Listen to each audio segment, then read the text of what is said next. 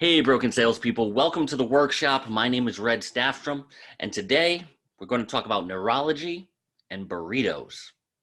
I know, sounds weird. But let's start with explaining a burrito. I know we shouldn't have to do this, but let's take a step into that. What's on the inside of a burrito? Meat, cheese, rice, beans, peppers, hot sauce, you name it. I mean, you could put a lot of different things in there. Quite frankly, the inside of every burrito is chaos. There's usually not a set ratio, there's not measurements. It's kind of just a scoop of this, a scoop of that, some of this, a little bit more of that. There's no set magical ratio. Not everybody creates their burrito the same.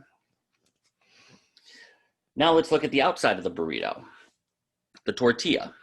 Well, depending on where you go, whether it's a regular Mexican shop, like a regular local taqueria or whatever it is, or whether you go to one of the chain places, a Chipotle, Moe's Southwest Grill, the tortilla is on the outside, the flour tortilla.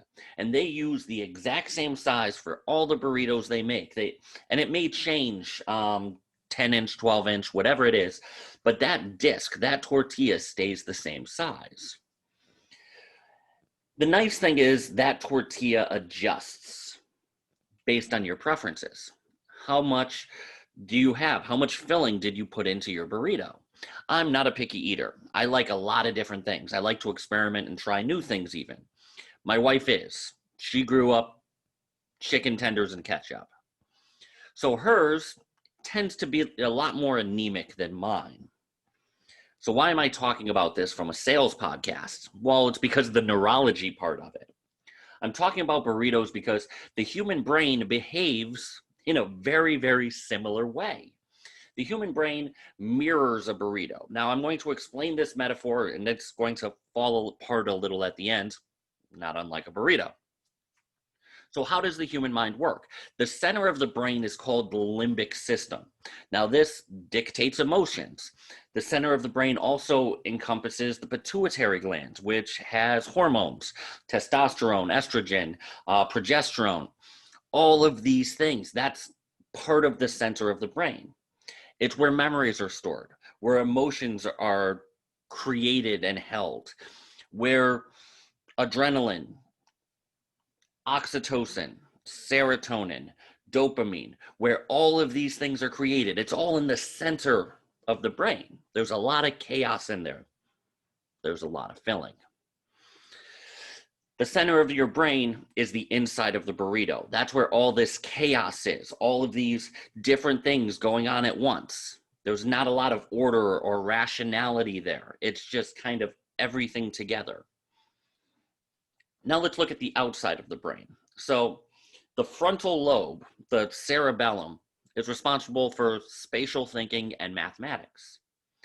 The parietal lobe, and I'm never confident in the pronunciation of that one. The parietal lobe is the one kind of the top of the head. If you draw a line ear to ear over the top of your head, that's pretty much where the parietal lobe is. That covers language. The back of your head is the occipital lobe. That is where the vision and all of those, the way that you see things spatially, it's all kept in the occipital lobe on the back of the head. So why does this matter? Well, if you think of the outside of your brain as the tortilla as logic and the inside of your brain as emotions, how do you think you should be motivating people?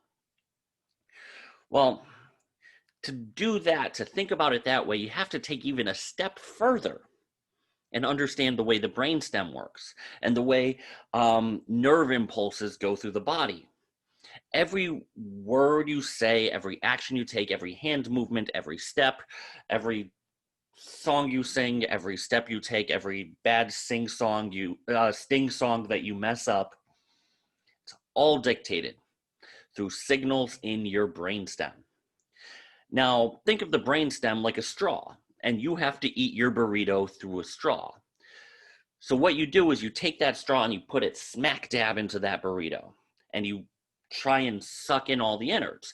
Now, If all the rational part of the brain, numbers, language, vision, all of these hard statistics, all of these fact-based cognitive processes are on the outside, on the tortilla of the brain, everything has to go through the chaos, through the limbic system, through the center of the brain, in order for it to become action.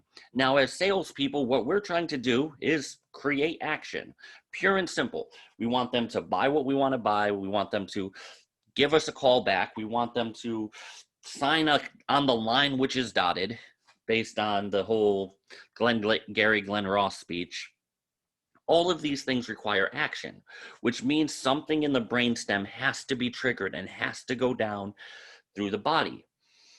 So we have to think of this as two different people. We need to think of the emotional brain and the rational brain, because everything has to go through the emotional brain in order for it to become a decision.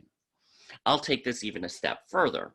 There's a neurologist by the name of Antonio Damasio, and I may mispronounce that one. He wrote a book in 1994, Descartes something. It's all about emotion and cognitive processes. And he had a subject, a patient by the name of Elliot. Now, Elliot was a successful businessman for a lot of years, did very, very well for himself. And then doctors found a tumor in his brain that required surgery to remove. When they removed it, they actually removed part of the orbitofrontal cortex, which is the part of the brain that helps communicate between emotions and rationality. By removing that part, the emotional part of the brain and the rational part of the brain can no longer communicate. So Elliot would purely make decisions based on emotion. Now, he was able to answer the mathematical questions because that part of his brain worked, but every decision he made was purely emotional, and he never wrapped up his tortilla. He never had those processes working together to form coherent and logical steps. So every emotion, every decision has to go through that emotional layer.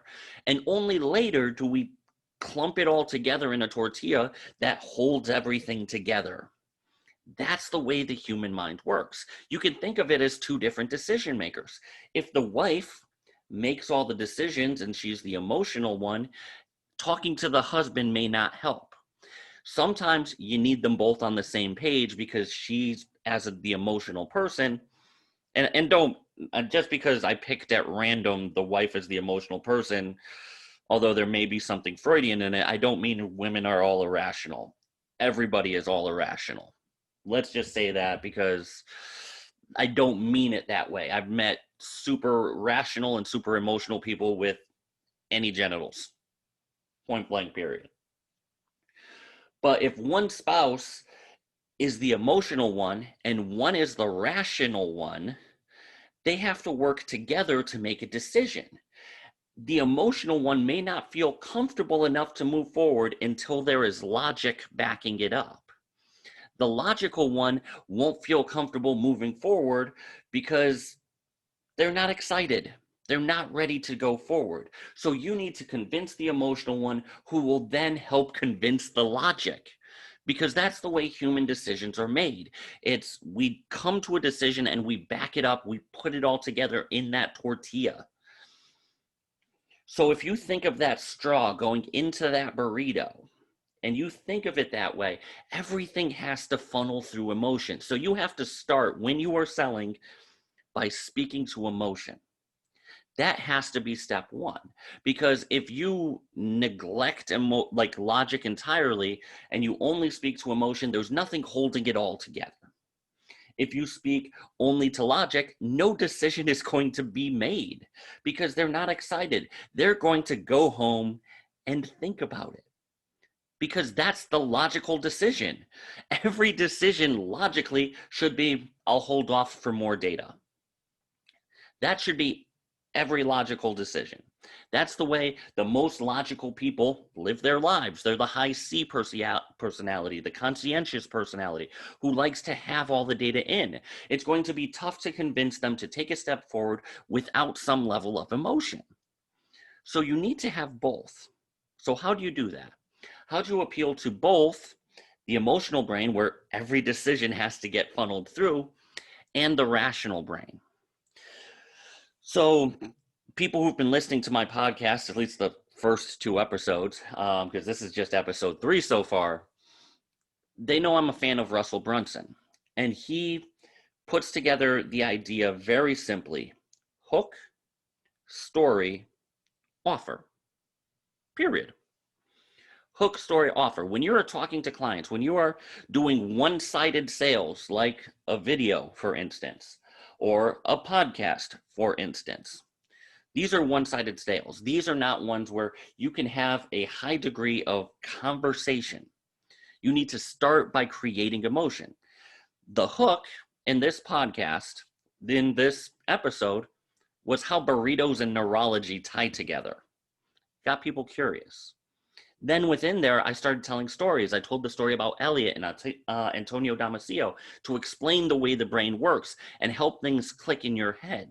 Now, the action that I'm hoping you to take is actually start building systems: hook, story, offer. So what is my offer? Keep listening. Keep listening. That is all I'm asking for you for today. I want you to subscribe to this podcast. I want you to, if you're watching it on YouTube, subscribe to my YouTube channel, comment, review. All of these things help my channel out immensely. But that's what I'm offering. That's the logic. Because if you want me to continue to bring great content like this to you, I need your support. You don't need to send money. Don't need to buy anything. Click a couple of buttons for me. So once again, my name is Red Staffstrom. I'm here in the workshop. Thank you for listening to the Broken Salespeople podcast. I look forward to talking to you guys again. And until that point, go fix yourself.